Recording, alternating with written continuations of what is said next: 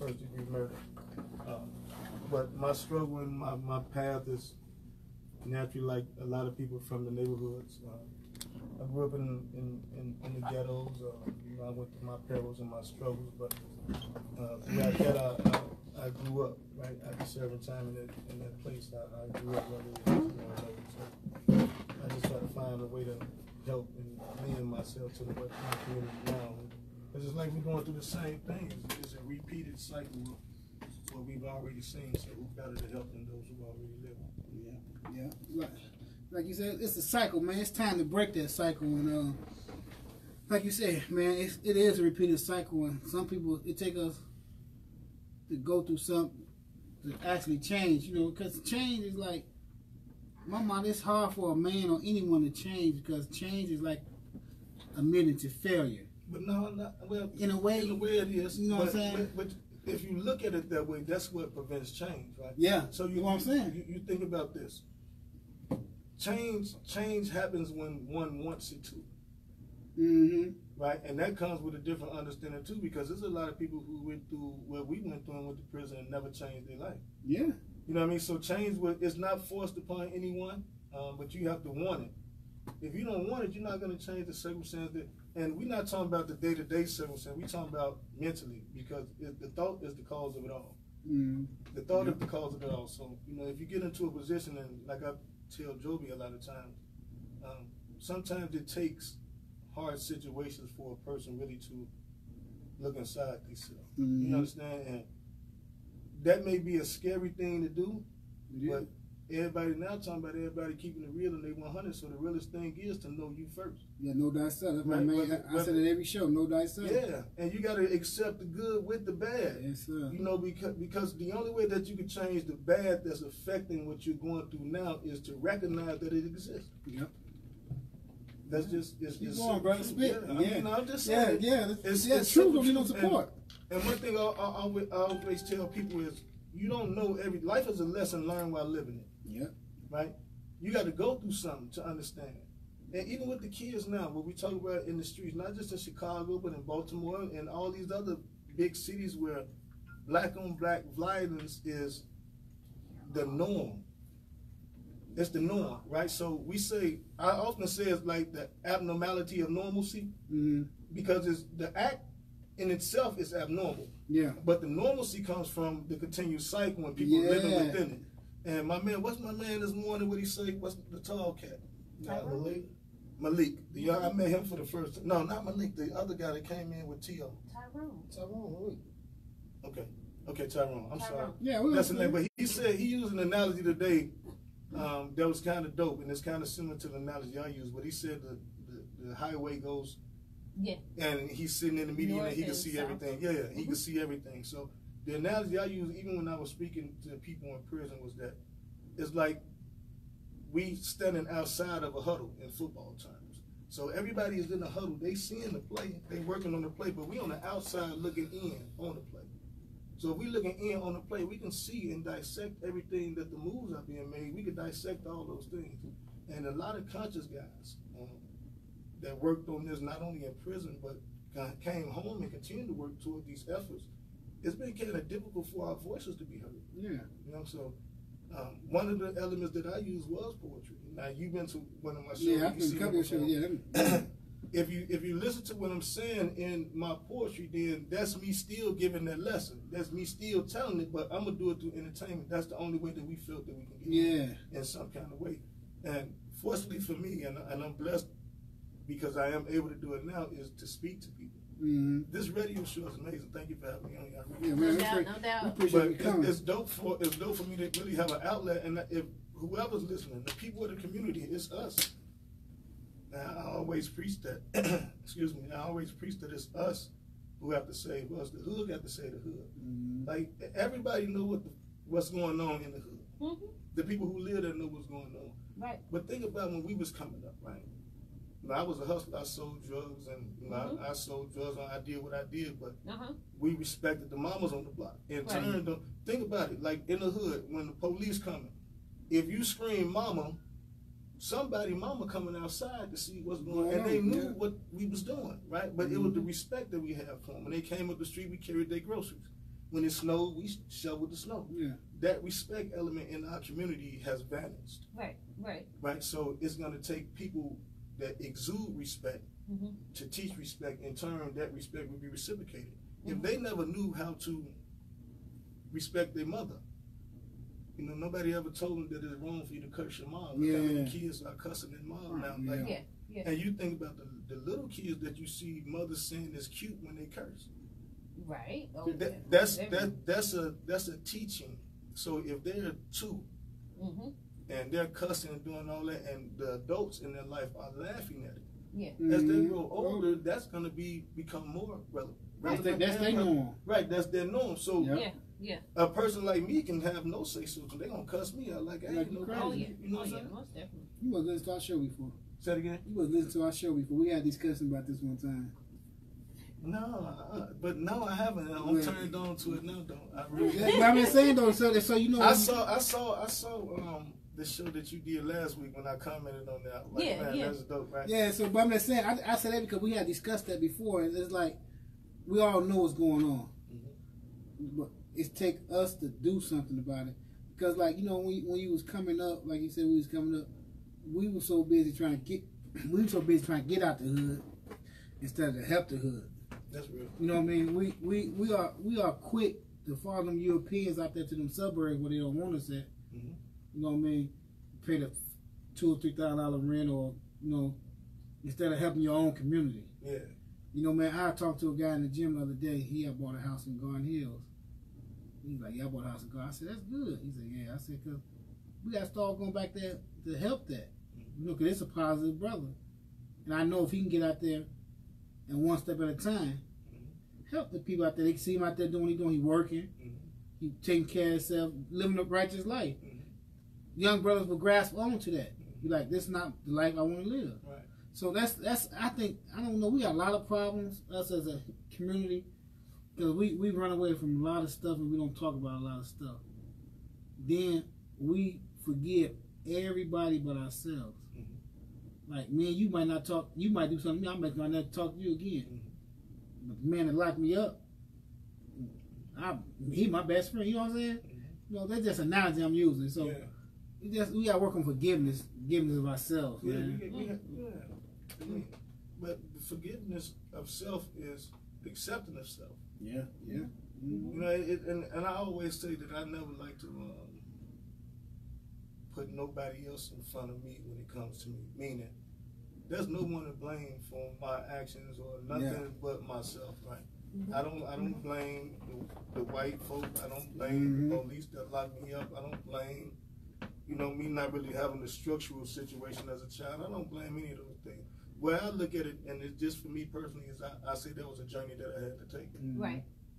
And sometimes it's going to take people to know that your struggles and the stuff that you go through can ultimately be your strength. But that takes an understanding also. Like, I just came to an understanding during my incarceration to where I can say these things. But I know that a lot of people haven't reached that place yet.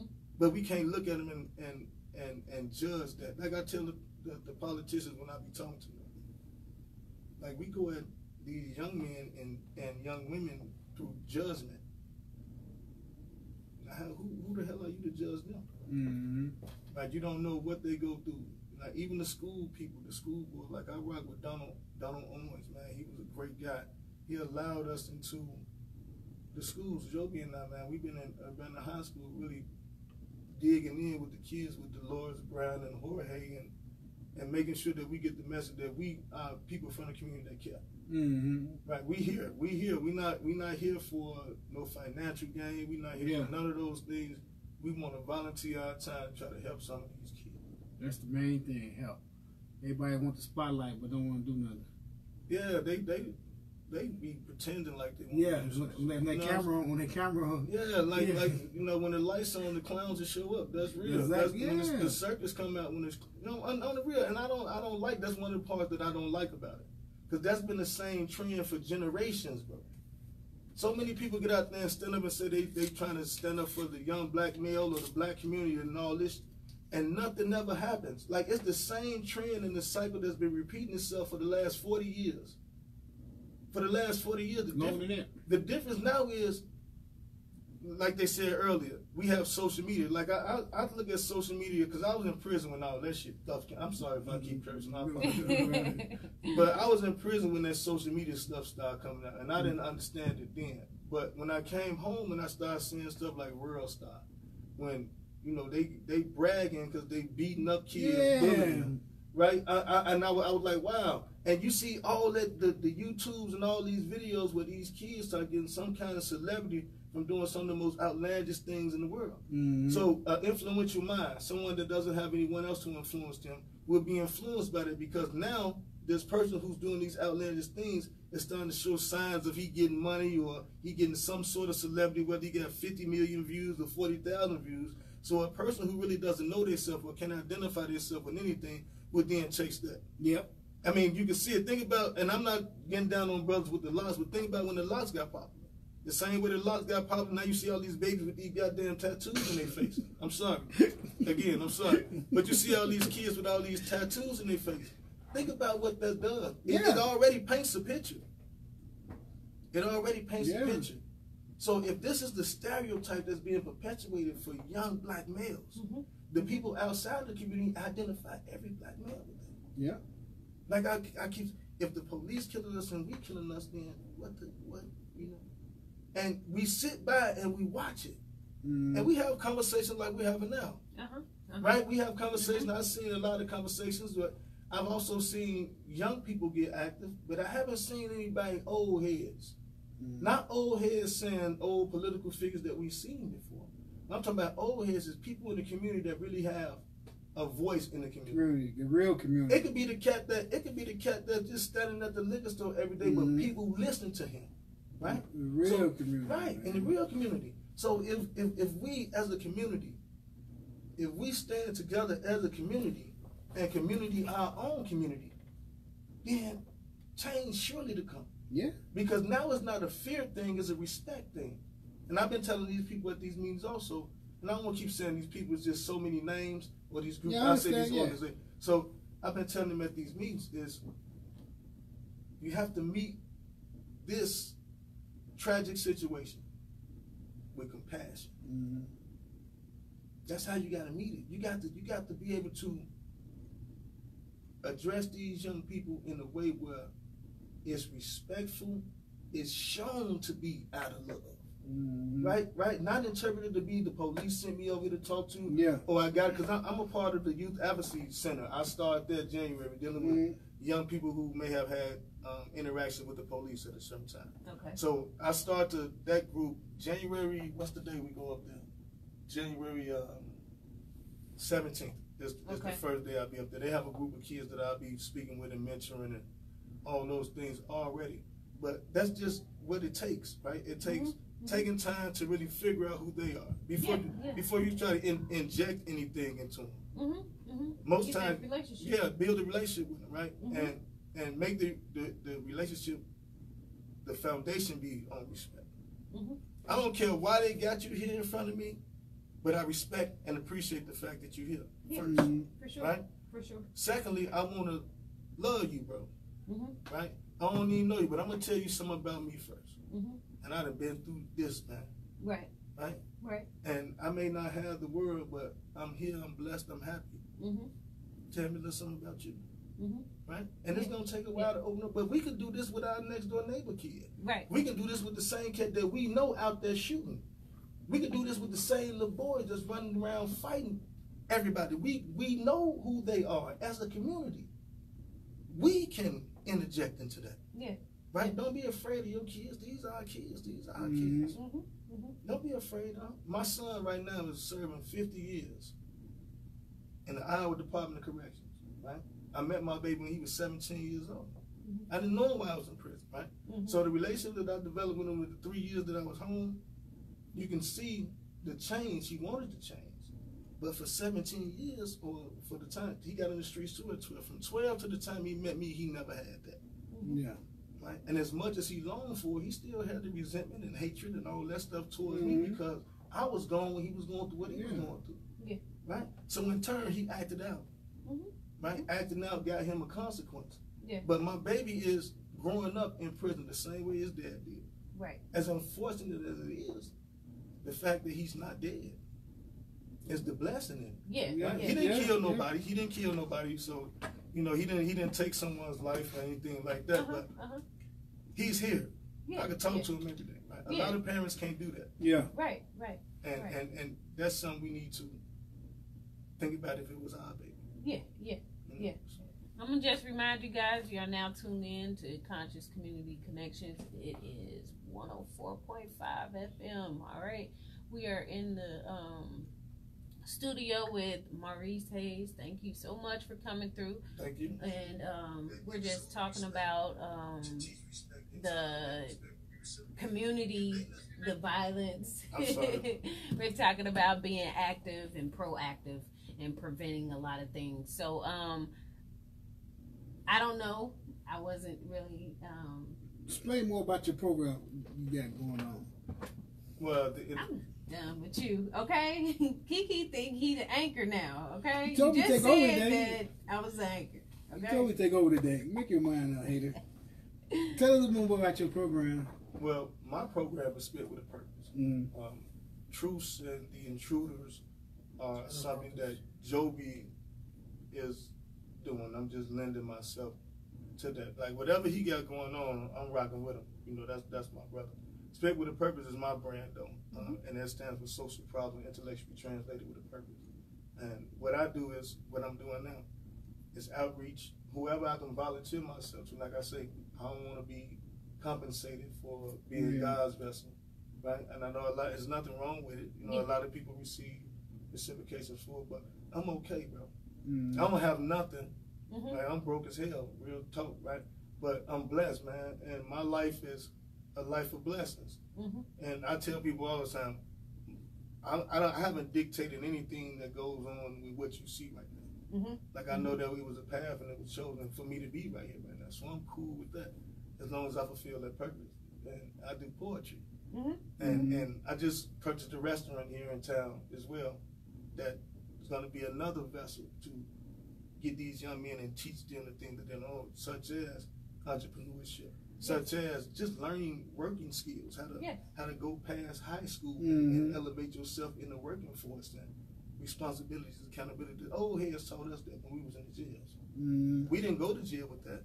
No. We went to jail with a little kind of what they call swag. Now we used to call charisma back in the day. Yep. Right. We had a lot of charisma because the old heads taught us that. Right. But the fortunate thing about going to prison at the time that we went was we went there with them. Yeah. So the things that we couldn't get and the things that we see that the generation that we left behind didn't get was manhood teachings and fatherhood teachings.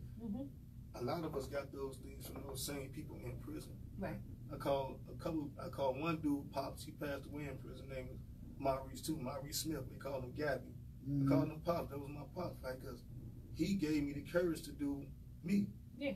Right? Marshawn Felters, I call him old head because he was one of the ones that told me when I was still wilding out in the joint, I'm going to bring you over here with me. You sit in that band room and you write poetry like you do. And you keep doing that. That brought me to this. Yes. Right? That cultivated this. So, like I say, it's God's purpose, man. And if I could sow a seed in somebody or some people, then God's purpose been fulfilled and I'm good. Okay. Oh, yeah. So,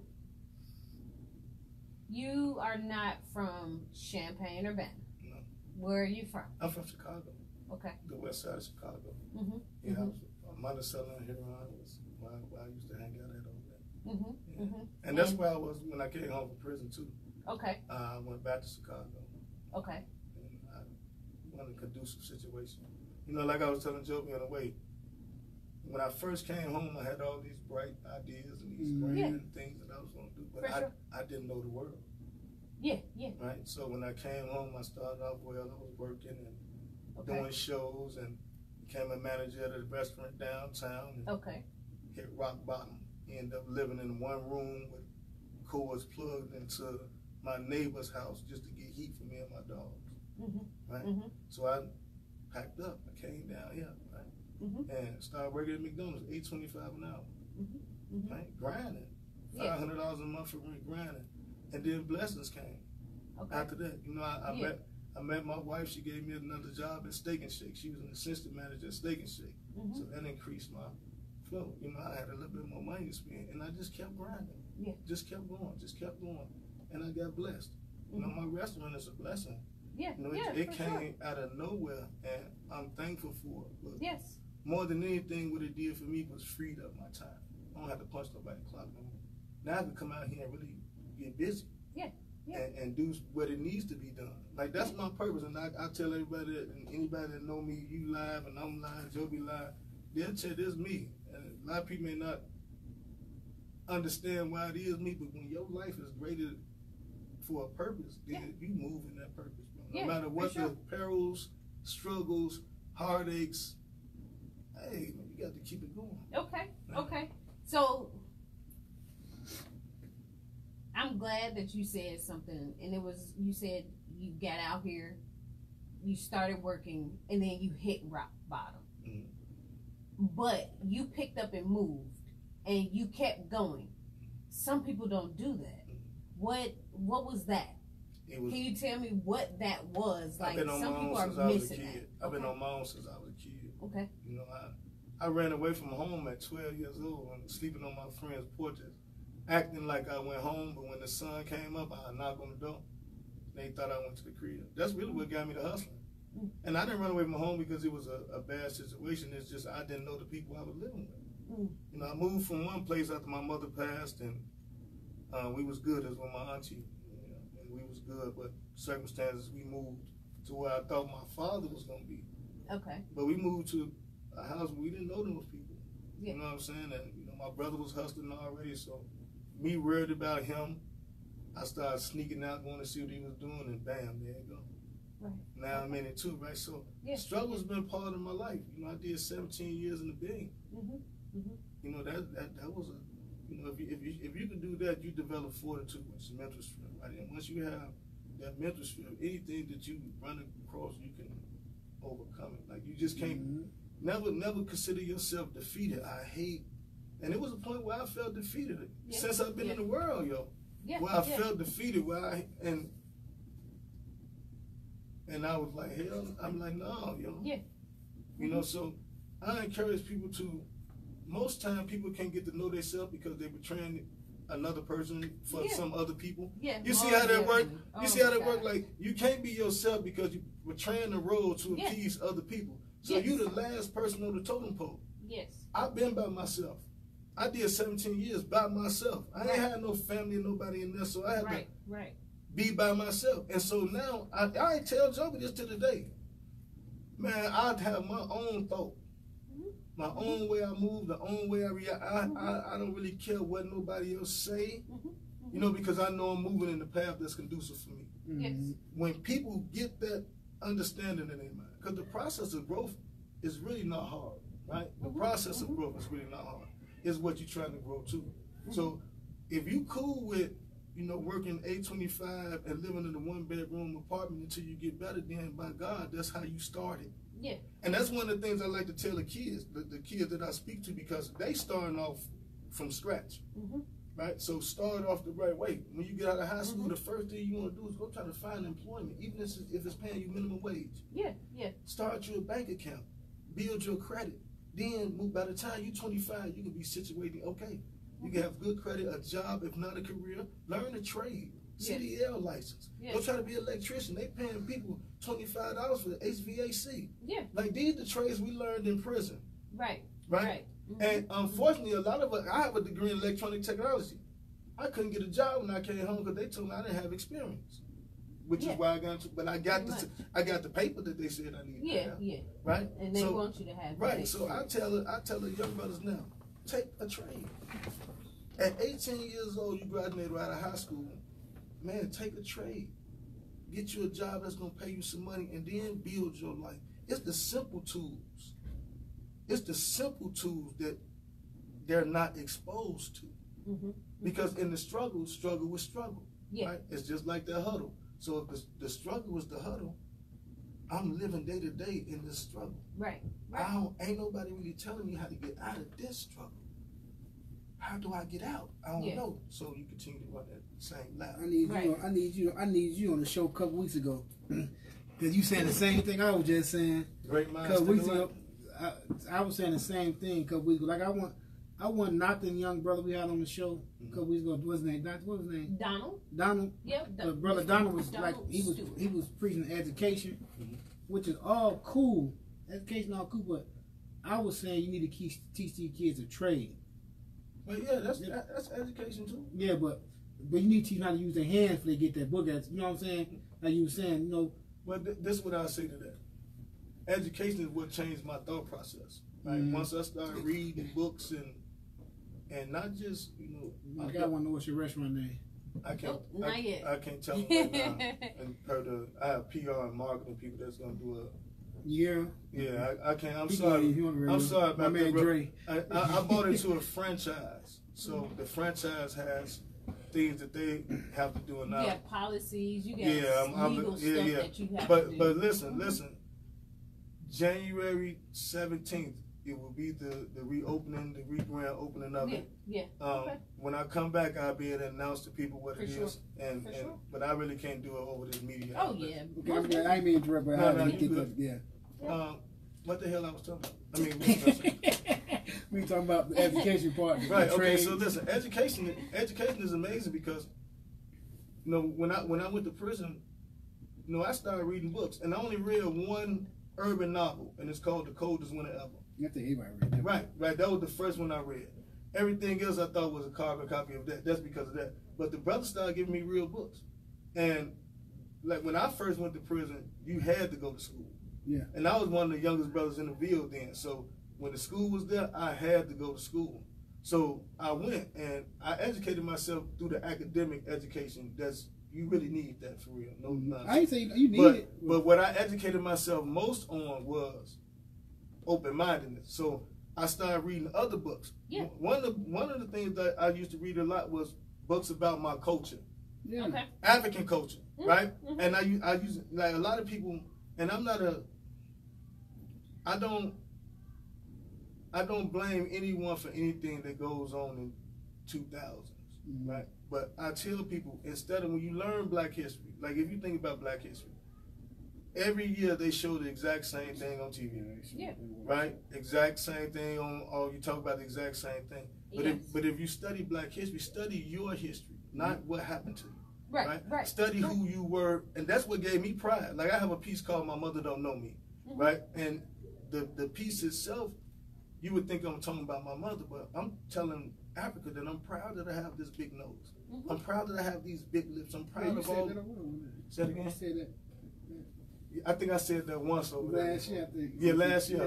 Yeah, that was tough. I said that for Black History Month, but I developed pride in myself, which gave me confidence. The money gave me confidence when I was in the room. Like I was a nerd, real talk. I was a cat that walked with my head down until I started getting money.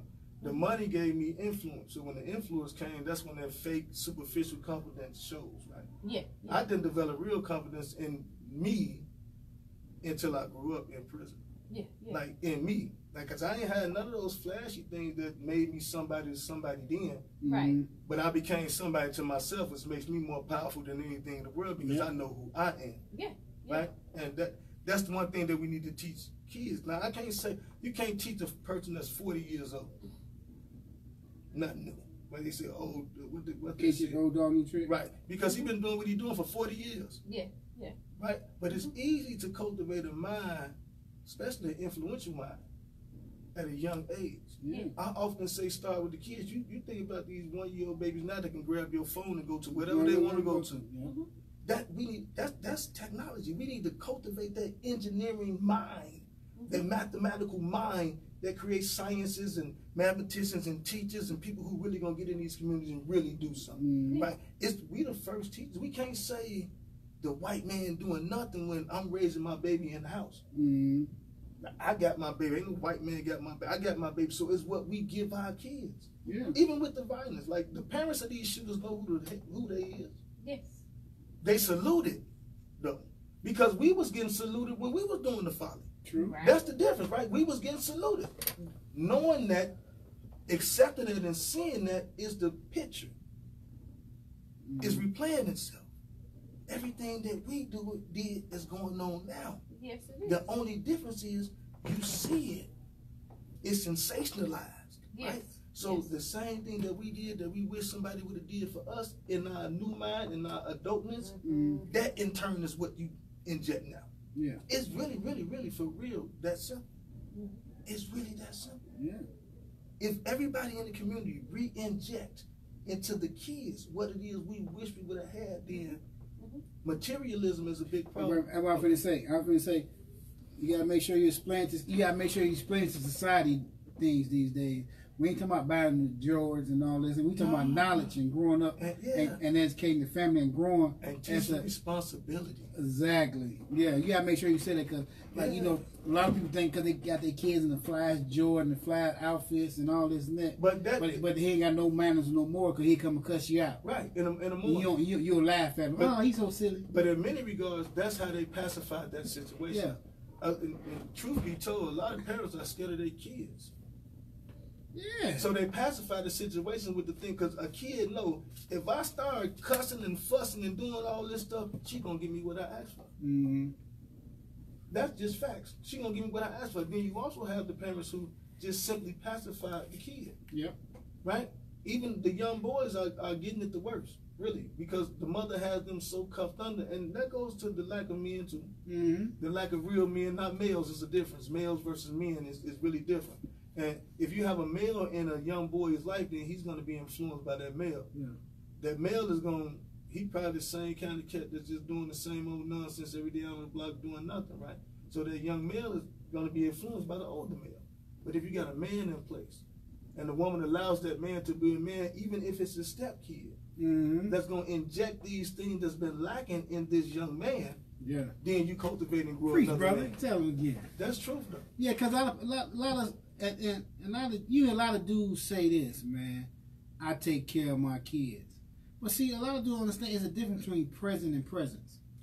That's dope. I'm gonna steal that. No, you can steal it, brother. You can steal it. I hope you do. That's hot. A lot of us don't, man. They don't difference between present and presence. They think, okay, drop off the money to the baby mama or whatever they call it nowadays, and I take care of my kids. No, taking care of your kids is picking them kids up and talking to them kids. And when you do talk to them kids, don't ask all the wrong questions. That's how your day going, what you thinking. Why you do that? I ask a lot of kids why you do it. That's the first thing I ask them. Because when a child do something, they mimicking what they see automatically. It's very rare you see a child thinking their own idea at that age. So when I see a child do something, I ask them first thing I do, I say, why you do that? Then I say, oh, you must know that's wrong because you are getting baffled. So you watching your mama do wrong, your daddy do wrong, but you want to do it, but you know you got no business doing it. Absolutely. So when I break them down like that, so you got enough sense to know right and wrong. So that's what we got to get instilled in the older generation to having these kids. Cause you got a lot of young folks having babies, man. Now, just like I said at the meeting today, it's a resemblance of, as I said earlier. Think about the crack era when we was doing it, right? The epidemic that came with that was teenage pregnancy. Yep. So you have a generation of 14, 15, 16-year-old young women having kids by 15, 16-year-old, 17-year-old young men. The young men, most of them were in the streets, go to prison. Right. Which leaves that young mother out there to raise that baby by herself, and she a baby her damn self. She don't know how to raise no kid. And then mama's still young. Either she's strung out, because this what the crack era was in our neighborhood. That's what made it easier for people like me, young men like me that was somebody in the neighborhood, to go in the cribs and just do what I want to do. Like they was my girlfriend. Without question, right? So when they had those kids and we left, it left them out here really bad, right? Because they had no guys to begin with. Now they got a whole life to take care of. Right. That kind of induced the influx of them not knowing how to raise kids, and the kids that's being raised not being raised with nothing. Right. You hear all the time we always talk about ain't no more big mamas, ain't no more big mamas. Well, in many regards that's true, because a big mama symbolizes somebody of authority that can actually have something to say to the family. Yeah. That would be listened to, right? It don't have to be a big mama now. Right. It could be Uncle Junebug or you know. That's what we need more of. So instead of us saying and using the analogy, there no more big mom, be big mom symbolically. Yeah. Right? Be big bro symbolically. Right. Be that factor. In this how it reverberates itself, right? If I am that to my nephew friends gonna gravitate to me because my nephew gonna be like, my uncle dope as hell. Mm-hmm. My uncle be doing this. My uncle tell me about this. They gonna come to you too. There you go, another one. There you go, another one, right? And do it purposefully. Mm-hmm. That's the simplest thing of change. But the difference is we don't do that. Our community runs from that.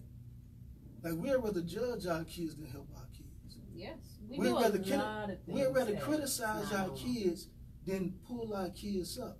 Mm-hmm. And even the men. Like I think about the men in any kind of power, not street power, but in power politically or socially, they got some kind of influence.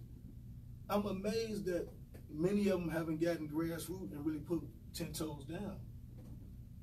Right, this is champagne, bro, really. And the violence and all the stuff that's taking place are taking place in clusters, right? Mm-hmm. It's taking place in clusters. Mm-hmm. So those clusters must unify. That's our agenda, right? That's what we're here to. We're here to unify the clusters. Because if I can control the four corners of my neighborhood like we did when we was kids in the world, if I can control the four corners of my neighborhood, they control the four corners of the neighborhood, everything is it's gonna cease. Yeah. But when we afraid to talk to our young men, even now, right? When I see the little brother with their pants down, I take my belt off and give it to him. It's not me steady doing what everybody else say, pull your pants up. And they call me old head. I dress and act like this every day. I am who I am because I say I'm that. Yeah. So when they see me and the way that I present myself to them, they know that I ain't here to harm you, judge you, or be disrespectful to you. Yeah. Hey, here, put my belt on, bro. Pull your pants up, bro. You don't want to back. All right, thanks, old head. And when they see me again, they be like, man, I still got the belt. Little gestures like that mean something. And it makes you a fixture in your neighborhood. Yeah. Because the same boys that's running around and people are afraid of, they know you. They see you every day. They know you thorough. Mm-hmm. Now we got to think about providing opportunities for you. For sure. That's one of the main things that I'm for. And I send this to all the politicians that I've talked to so far. The help that you can give us is to make a way where we can get these people jobs. Yep. So if we know 99.5% of the community is smoking weed, let's see if we can get in there and say, well, let's not worry about the drug test for 90 days, but we guarantee you in 90 days they'll be clean, and give them that opportunity to go to work. Mm-hmm. Okay. Right? Yeah. These restaurants, like I've worked in restaurants since I've been home. Mm-hmm. Right? They get tax write-off to hire these people. Yeah. Let's train these young brothers on how to do their applications online. Okay. Or give them application training where they can just go get them a job. So if you go to school from 9 to 3 and you get, like my wife just hired a young man at Amarion, right? We got in the schools, right? So I wanted to see the factions that were creating a lot of the rift in the school. So I knew one of the young men because he worked for me already. I just walked in the office and saw him like, what you do in this office, boy? He told me what this situation was. So I found out the other young man that the conflict was with. So I went and met him, never seen the dude before in my life.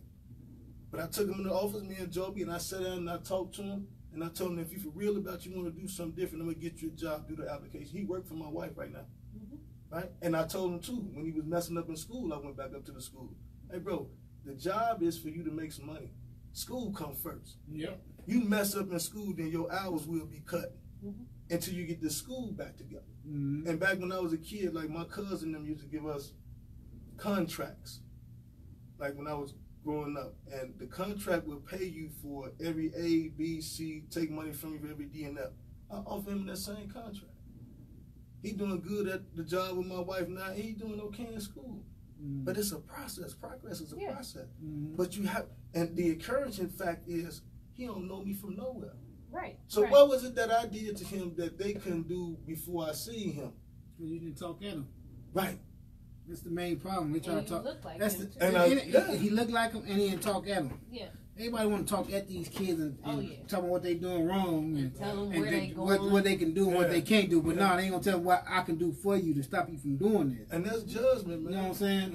They don't understand that, and they so quick to do that, man. And that's a great thing you doing, brother. Because that's what I be on with the shorties I talk to. Yeah. You know what I mean? But that's how we got it. That's how you reach them, man. Yeah.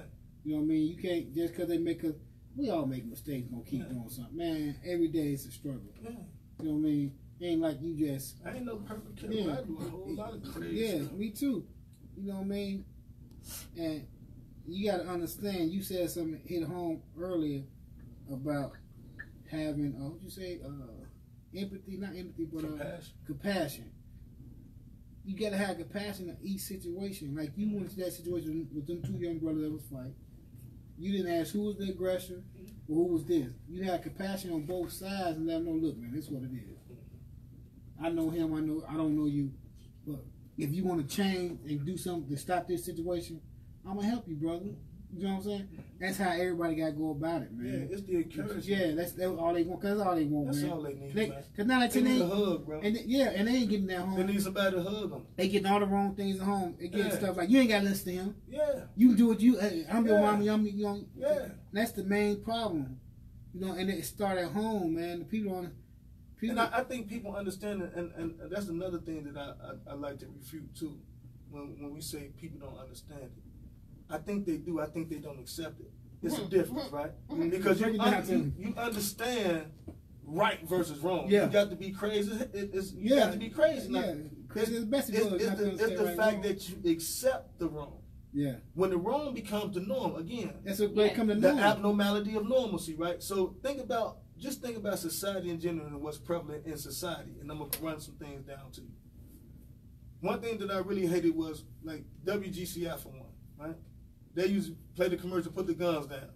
Remember all that? Mm. Then turn right around and play a real game banging song that they really game banging about. They really for real game banging on wax in Chicago. Mm-hmm. See how it created that trend, because now the same cats that game bang that think they can rap a little bit, you have so many rappers coming out with trap songs talking about they're gonna kill the next kettle. That's why I killed you, and they got famous. Yeah, right. So from that, go to a broader level. Think about all these reality shows. Yeah, I don't even watch every reality show that you watch got grown people on there fighting like they kids. But and look, we fixated on that. So in turn, we interpret it. Like I said, the black community is the most emulated community in the world, but the most understood also. Yes. Right? They emulate everything that is what we call cultural behavior, and then they promote it. Yeah. They promote it. They put people that look like us, like the young lady was speaking today, the girls with the long hair. I love how the sisters look. I'm not knocking you for the look, but look at the trend and the reflection of the look and the presentation that's presented with that look. And then you look at the little kids as they grow up. The parents present them in these looks. Yeah. You see, 11-year-old girls with the belly shirts on and little shorts on in the summertime, bro. What does that project? And then you see these same little girls doing the same fighting, the same world star, the same thing. Like this is, this is what's destroying everything that is the fiber of our communities. Mm-hmm. And the thing about it is, no one is accepted. It's accepted. Yes, it's talked about. Hell yeah, they gossip about it. The hell, but it's accepted. But see, that's the trick, man. Now, what's the trick? The trick is you promote stuff like that to keep their mind from where it's supposed to be. Yeah, that's cool. That's the trick. But only way you can go for a trick is you got to go for the trick. If you know this is the trick, why fall for the trick? But sometimes, listen, like you broke it down, the abnormal and normal. Yeah, the abnormality and normalcy. And that's why I say it's the difference between acceptance and understanding. We understand that this is a problem, but we accept it also. Because it's that normal. It's that normal. Change your normal. No, it's like we discussed something on the show about a month ago. Like, it was like normal to hear about somebody going to prison. Oh, like, sitting in the bar. You know what I mean? Saying, sitting in the bar. Right, man, what's name going back to the joint? It ain't like, you don't be like, damn, that's messed up, man. Oh, okay, I figured that. Yeah. That's what I'm saying. Right. Well, we know that's messed up. Right. Yeah. In reality, he be like, damn, again? Yeah. See, but for stuff like that, I be like, that's on him. I don't be thinking. No, I think just for example. No, I understand, but this is the difference. A person that makes their own decisions and continue to reciprocate the same thing that they keep doing, they keep repeating that, that's an adult. He's doing that thing. No, but I think about the kids who don't know no better. But for us before us to accept like it's normal to go back to prison, that's the problem. That's what I'm saying. So institutionalization. Exactly. So now, therefore, if you accept something that normal, or a fight or something that normal. Yeah. So we were saying basically, you go to the barbershop. Mm-hmm. Once you get into that barbershop, you're gonna hear the normal conversations, mm-hmm. but the normal stuff is that we got 5 people in our family mm-hmm. in jail. True. We got 10 men in our family in jail. In all actuality, that's not normal. It's not. It's not normal at all to have those people in jail. But in our family, in our community, in the Brown community, my uncle in jail, my cousin in jail, my brother just got out of jail, my brother finna go back to jail. You know, these are the normal things that we basically just like, hey, it's normal. Yeah. You go to white person family, you go to the Asian family, you go to other family members or other communities in Champaign-Urbana. That's not normal. They don't have their uncle and their cousin in jail. You know, we got just about everybody in jail. And again, that goes to accepting it. That too, and the cultural identity of us, right?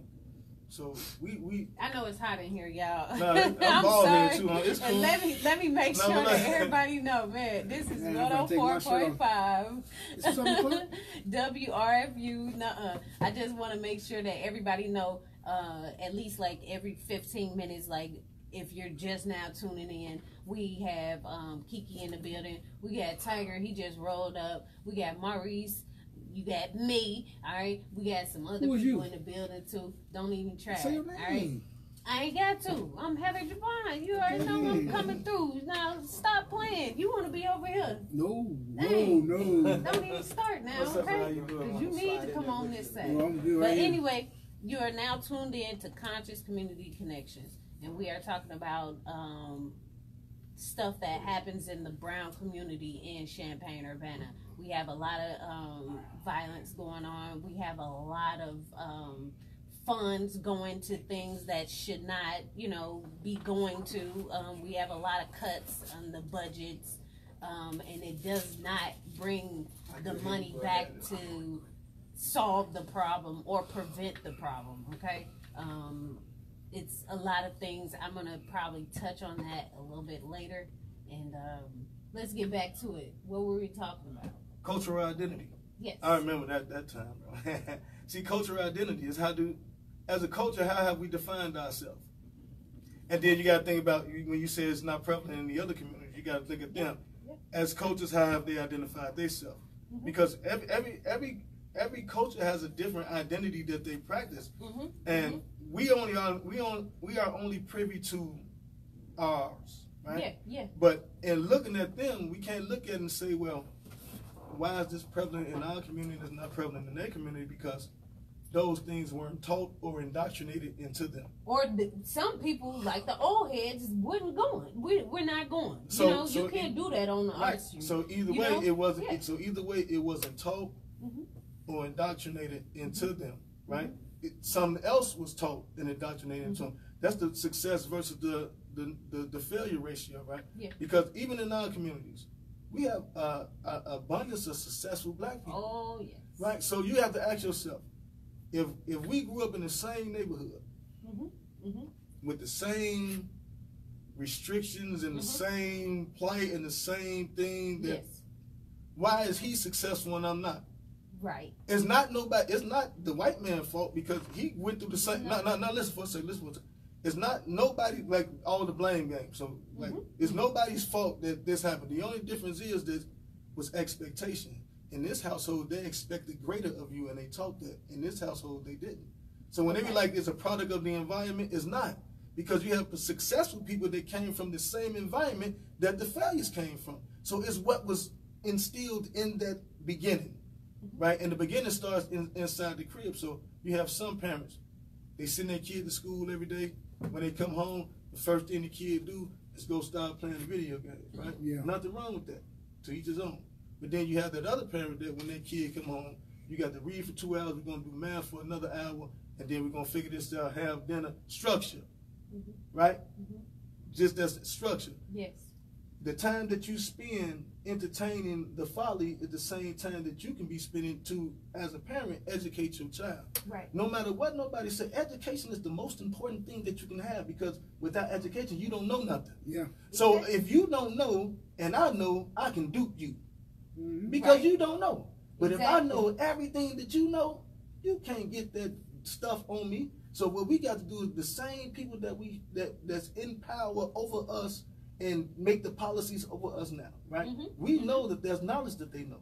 So our job now is to steal that same knowledge into these babies, so they'll have the knowledge that we didn't get taught as we grew up. So now we start here. We put that same knowledge into these kids, and we cultivate that. Even if the parent don't do it, Uncle JJ do it, Uncle Mark do it, Uncle Earl do it. Okay. Somebody take the time, and if they not gonna do it, we gonna put it in the schools. Because you know the school is a lot of times where all the kids find refuge at. Yes. It's not just a place for academia and education. A lot of these babies, they find refuge in that place. Yeah. Because they get taken away from whatever it is that they situation may be. Their reality. Right, their reality of what it is. So when they come to school, it's our job to inject them with something that'll make them propel themselves beyond where they're at now. Okay. The thing is, we've got comfortable with where we're at now. They've taken the where we at now and made it popular.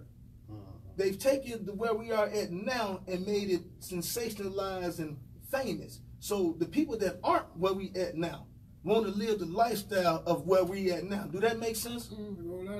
But we see it so relevant. It's like we the most emulated community, and we always come back to doing the same thing that's emulated.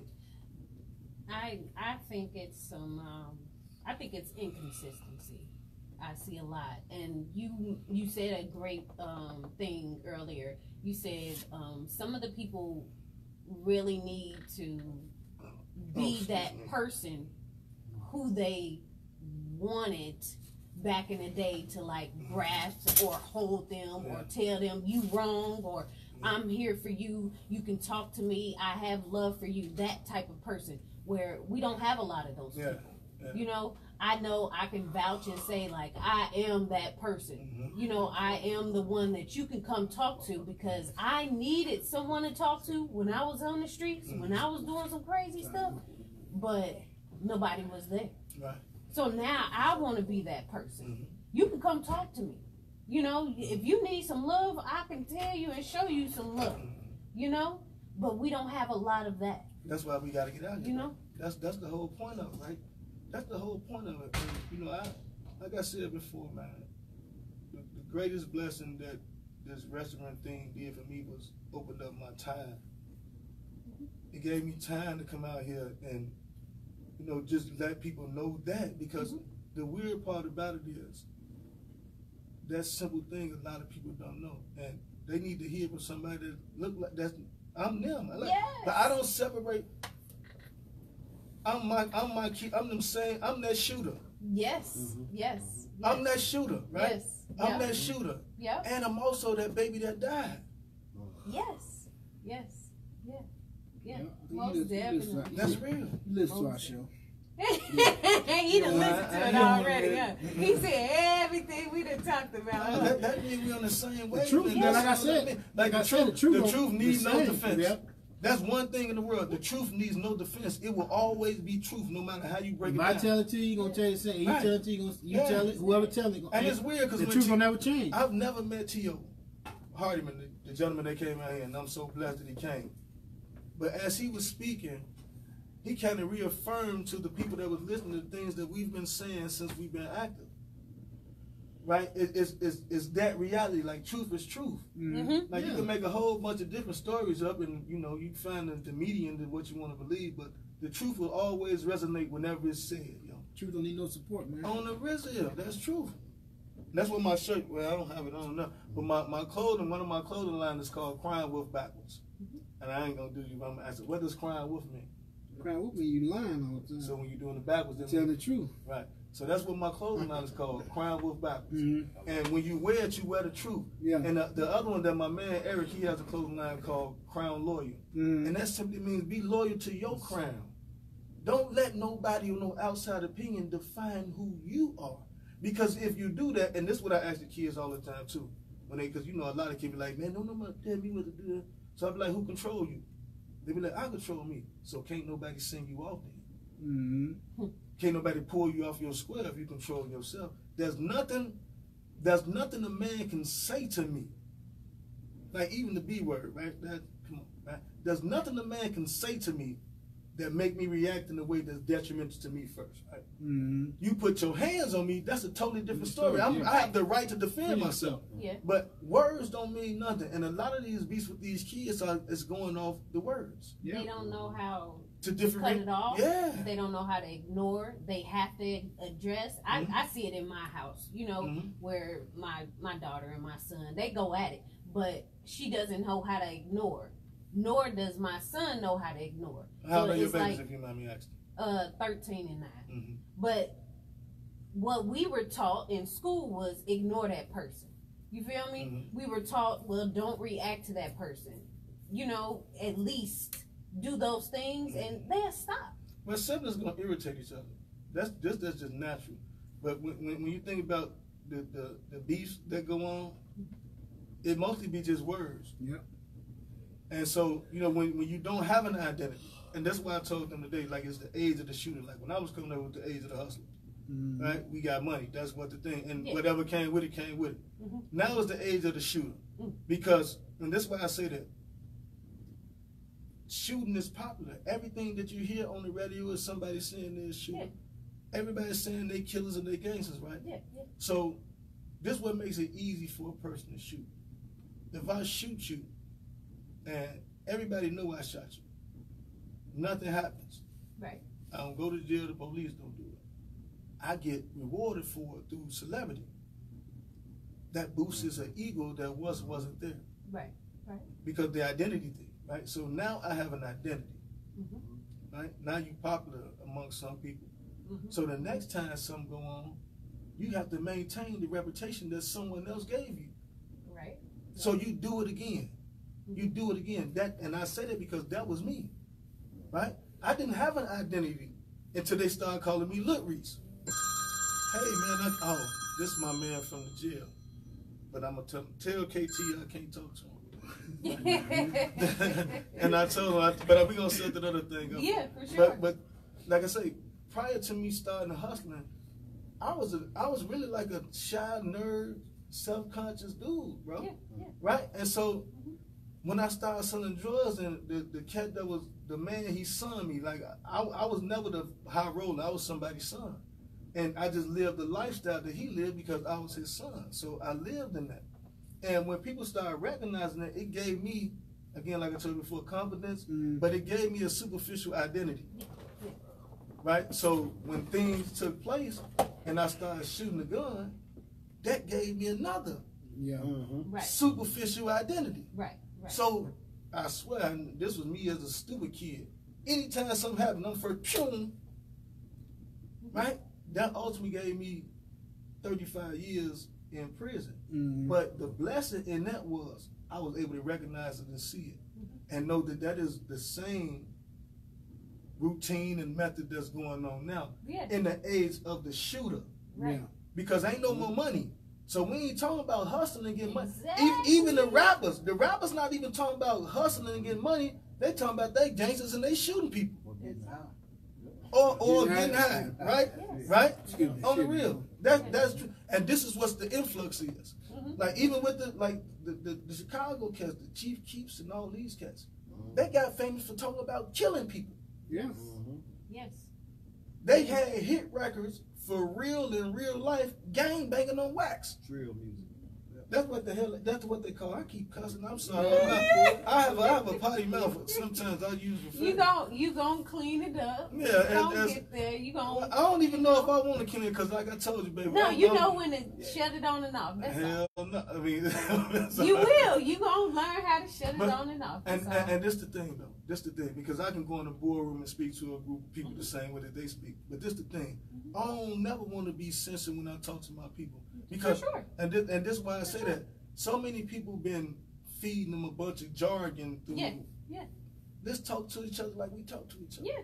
No you know what I'm saying? And that's how we have to approach it too. Even with the kids, you have to talk to them the way that we talk to them. Oh yeah. That's the only way that they're gonna gain respect from you and not see you as somebody that's been talking to them. Because you know a lot of these little kids and these children, they have to talk to counselors in school, teachers, principals, social service workers, and nobody keep it real with them. Yeah. There's always some kind of platform and some kind of guideline that you have to follow when you interact. Yeah, all those things. And I understand that from a professional standpoint, right? I respect that from a professional standpoint. Yeah. But I'm not a professional. It's all right. You know what I'm saying? I'm somebody that's know what they going through because I've been through it too, and I want to reach them the way that they need to be reached. Yeah. Not no politically correct way that's gonna make somebody else feel okay. Yeah. I want to make the people that's hurting feel okay. I want to interject on this. Hold on, real quick. Let me go ahead and say this. This is WRFU. You are now tuned in to 104.5 FM. All right, WRFU is an open forum for Urbana-Champaign and our online community. Views expressed are those of the speakers and are not intended to represent WRFU, UC, IMC, or Urbana Socialist Forum. Yes, we are in the studio right now. We are going live. We have Kiki in the building. You got Heather Javon in the building. You have Maurice Hayes. You got Mr. Tiger over here. You know what I'm saying? I'm getting over something. I told him not to come out. I don't even want to hear it though. Don't even call me later. You know, I don't please. sleep. I'm a grinder. I've That's been grinding fine. ever since I'm a grinder. I ain't fooling with you. I don't want to hear it though. I don't want to hear it. You're gonna be complaining. I'm glad to have this brother up in here, man, because he's speaking a lot of knowledge. He really telling what it is, and I think, like you said, with T.O. coming down, confirming everything that's going on, we got a lot of work to do in our community, man, and they got to start with really teaching them who they are. Like I got one piece I do. I call it psycho triangulation. So I go into their personality, then I pull up their strengths and their personality. Then I look into their learning style. Then I look into the decision making style. It take 3 points of references to triangulate something. So once I get these 3 points, now I lock that in, because at that age, like the shooters we dealing with right now, they really not killers yet, but they influenced by the peer pressure. The peer pressure is really pushing them over to that next level. So they, like you said, they listen to their friends like, oh man, don't be no punk, man. You gonna let them talk to you like that, you know? Because and I know, like I said, a couple of shooters that, especially the last shooters that have been going on, I know these guys, and I know they ain't the killers. You know, I know what it was. It was just some gut reaction stuff, and some they really didn't know. They still didn't know who they are. I know grown men right now, still in their 40s, still trying to figure out who they are. You know, so we got to lock in that identity.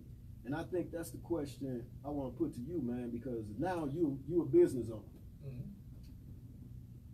I guess help us out, or help them out understand. Let them know that they could do this, that they can achieve that. Like, how would you tell them to become this person who you are now, looking back? That's the question. Like, looking back from where you at now, how would you draw a line? That's a dope. I never thought about that. That's kind of dope.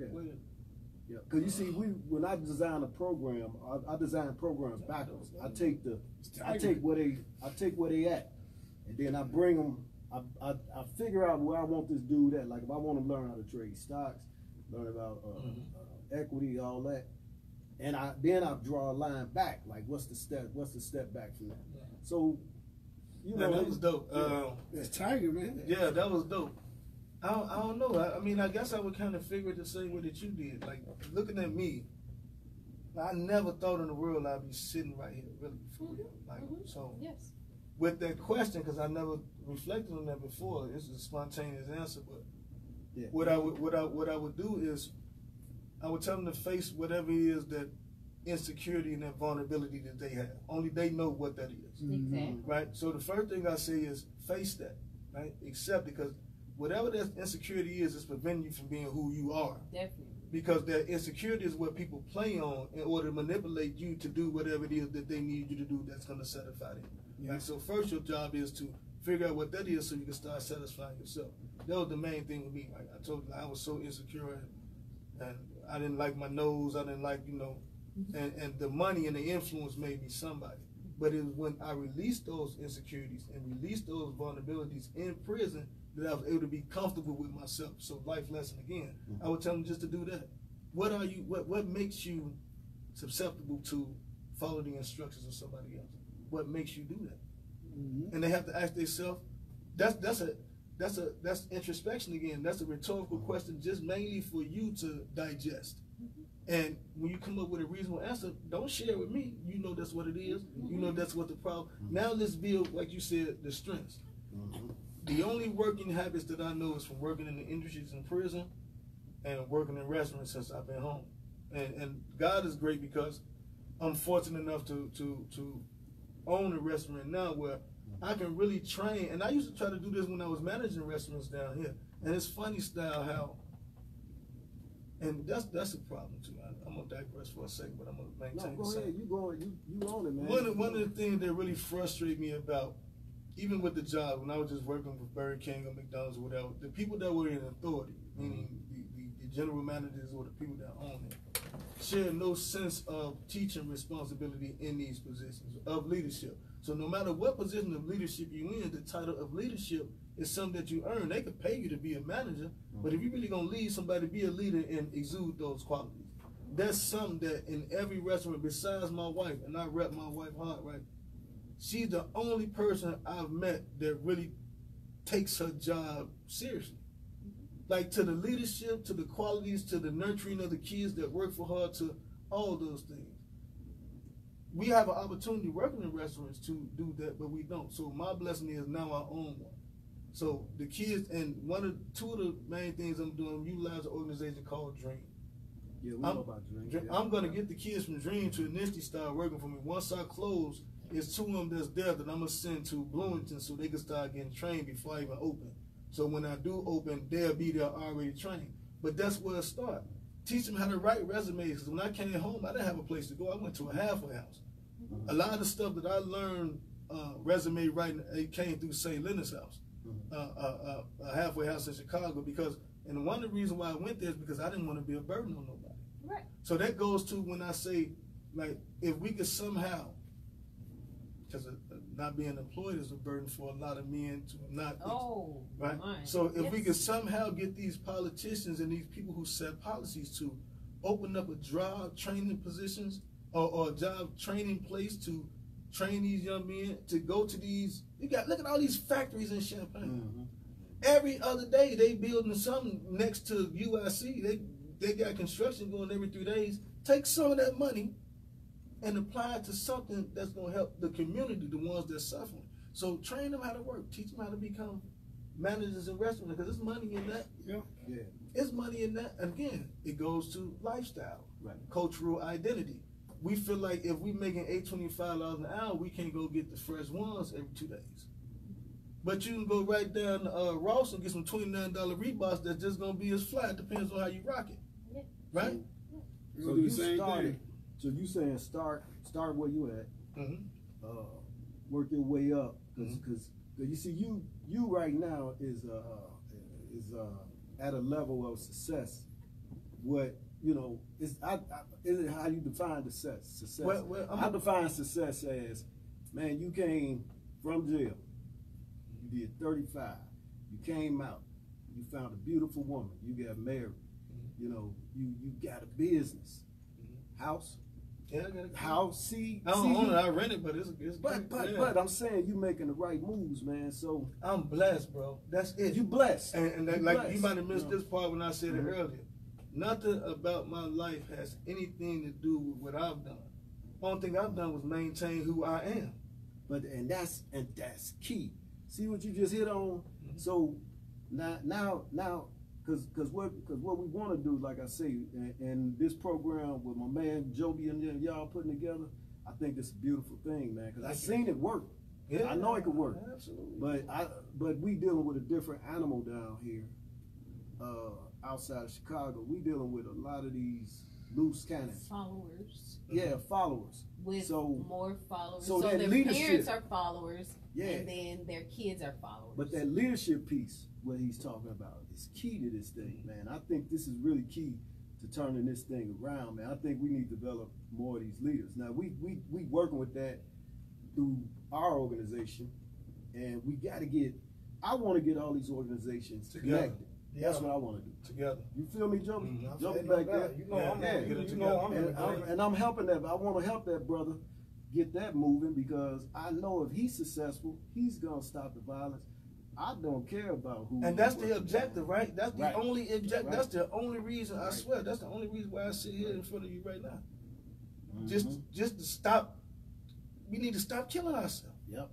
That's it. Like, there's no ulterior motive. There's no agenda. There's no compensation that I'm looking for. There's none of that stuff. It's just me saying, like, come on, people, it's us. Come on, y'all, it's us. Like, we really killing us. We really killing us. And if we killing us and the fuzz is killing us, we losing our kids to the police, to prison, and to death. Mostly at our own hands, be honest with it. Yeah. Gotta be honest with it. We gotta peel back some more onions with you. They don't understand they don't understand that. You feel me? They don't see that. They don't understand it, they don't see it. Because it's the huddle again. It's the huddle. Yeah. The only reason why we see it and understand it because we lived outside of that huddle and looked inside of it and saw it coming. Like I told them this morning, the first time that I got politically involved was in 1999 when I wrote, they closed 2 schools in my neighborhood, which was Lower Ward and Richard Wright, I believe. And then they closed down the shelter house. And the shelter house was a place like we used to go and play foosball and hoop and all that stuff. So when they closed that down, for some reason I just started thinking about like where the kids gonna go, where they gonna hang out at. So again, with the ACT committee, with Marshawn Felters at the ACT committee, we sent out letters to Danny Davis, to Walter Burnett. I even got a letter back from Barack Obama when he was running for the U.S. Senate, addressing these same things, right? And one of my biggest pet peeves is when I let you know what's going on and I reached out to you, you didn't do nothing, you was in a position of power, and you still haven't done it in a position of power, I can't look at you the same no more, because now I know you don't care. That's right.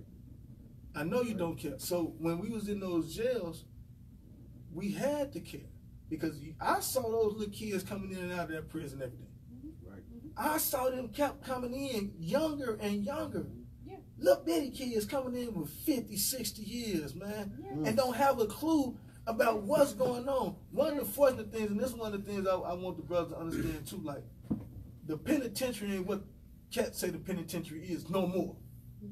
Like that was a time in the penitentiary. Explain that. Okay, there was a time. There was a time in the penitentiary when the penitentiary was rough as hell. Right.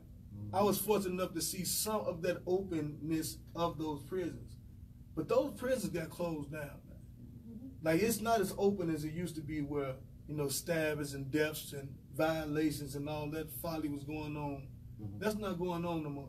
It's really like every cat for themselves. Now, they still got the organizations in the jails. I did time in Stateville when it was open. From now, I did 9 years in Danville, and I finished up my bit in Illinois River with 6 years, right? And the structural element of the prison had been diminished. One of those things, that's one of the things that allowed a lot of brothers to go to school and educate themselves because they weren't wrapped up in the laws that govern you when you had to be a part of that gang life, right? Okay. Those are facts, right? So when cats go to jail, when you see these cats that going in and out of jail, they going in jail playing dominoes and cards all day. Yep. So they ain't learning nothing. Right. So the game is to keep them stupid now. No. That's not the game. You have the opportunity to go to school. Yeah, okay. You have to have the opportunity to go to school. You have the opportunity to go to work. But most cats sit on the deck all day and play cards because they choose to. Okay. Not because they're forced to. It was a time where they took the schools away, and the brothers fought to get the colleges back in the schools, which is why I went to college, Joby went to college, and a lot of other brothers went to college. Those colleges and those programs are still there. Okay. Know that, right? The prisons are effed up. No, that's the truth. But a lot of the misquoted stories, and that's not how it is, right? So guys have the opportunity to go to prison and go to school if they want to. I guess I want to say, what made you different? What did you see?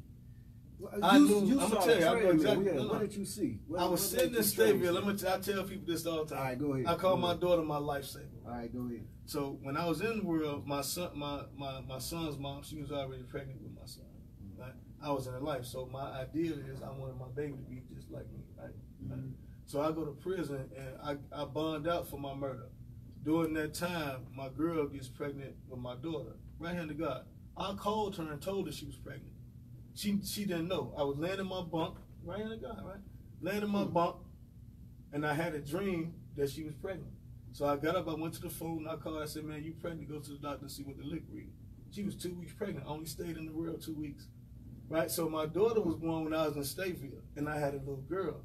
So in my mind, I was like, I want my daughter to know what a man looked like. I said that. I didn't want no cat to treat my baby the way that I treated other people's daughter. I said that. So, and I used to have dreams and talk in my sleep. My celly used to tell me I used to have dreams and talk in my sleep. So you psychic too. You got hell psychic. No. But nah, man, I'm not psychic. I'm in tune with the spirit. I know God. Exactly. That's I know what God, saying. right? So you know, so like I say, none of my life has anything to do with me.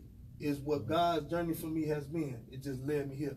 So when I said that, and I used to sleep all the time. I used to talk in my sleep. My celly told me like, look, you're gonna either have to get your together, and because I was still doing dumb stuff. You're gonna either get yourself together, or you're gonna lose your life in these penitentiaries. Either you're gonna do something, you're gonna stay here, or somebody gonna do something to you. That was truth. It didn't resonate then. But as time went, they locked the joints down. We was on 24/7 lockdown for like a year and a half. Yeah. For like a year and a half. That means you don't get a shower, you don't go nowhere unless you go into healthcare for a year. So in that time, you know, what can you do? So we started reading. I started reading. I wanted to go to school. Kept going to school. That sparked me. So when I got out of that joint and went to a joint that was open, which was Danville, they had so many programs. And I involved myself in through Marshawn Feltis. He pulled me from still fighting on the basketball court, still gangbanging, little mafia and all this old funny stuff, to you got something, come here, sit down, let's go. And it grew from there. Like people grabbed me, Gabby, old heads. They saw something in me that I never saw in myself. So the reason I started writing poetry, I wrote 4 books too, by the way, but oh, man. The reason I started writing poetry is because I used to write my thoughts down because I couldn't talk to nobody. And then I'd ball them up. I used to write letters to my mother, and she passed when I was 8 years old. I would write what I was thinking. This is how I purged myself. And I'd ball it up and throw it away just to get the thought out. So Cass used to ask me, man, write something in this card for my mama. So you know, I think about my mama and the inspiration of writing. I write something they said was slick, whatever. Then write something for my girl. I write letters for their girls, for real. You know? So then I started keeping them. Just making folders of them, you know, and going back, reading and reflecting on them. And I, again, the people like, man, read that. They be like, man, that's wrong, bro. So then I tried to develop a style. Like, how can I recite this so people couldn't hear what the hell I got to talk about? And then it started like that. So purpose, right? When you think about purpose, when you think about, my company is called Spit with a Purpose. So what influences me most in my life, right, is the social problems that we go through. So you found a purpose.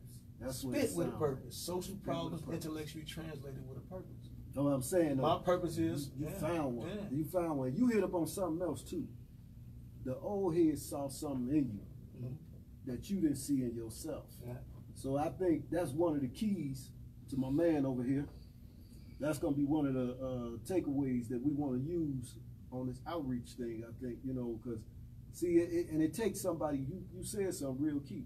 It takes somebody to believe in you. Like when I first got down here, it was Cypress Hughes, and you know I was still in the thug mind. You know I'm straight out.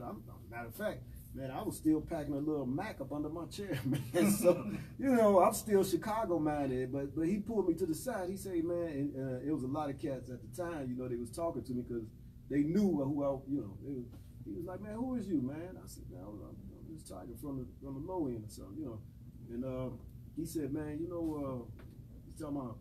He said something to me. He said, I can't. He said, man, you got a lot. You seem like you connect with all of them. I said, yeah. He said, I can't wait to see the businessman come out.